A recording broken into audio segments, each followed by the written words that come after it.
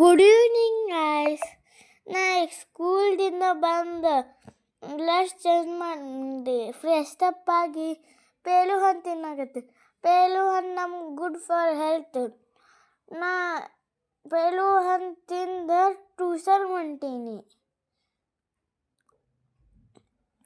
ಟ್ಯೂಷನ್ಗೆ ಹೋಗಿ 8 ಗಂಟೆಗೆ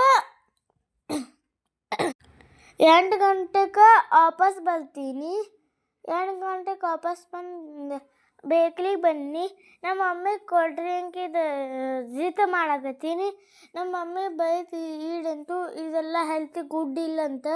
ನಾ ಪ್ಯಾಪ್ಸಿ ತೂಲ್ ಮಾಡಕತ್ತೀನಿ. ನಮ್ಮ ಮಮ್ಮಿ ಬ್ಯಾಡದ್ಲ. ನಮ್ಮ ಮಮ್ಮಿ ಐಸ್ ಕ್ರೀಮ್ ಕುಡಿಸಿದ್ರು, ಕುಡಿಸಿದ್ರು. ಆಮೇಲೆ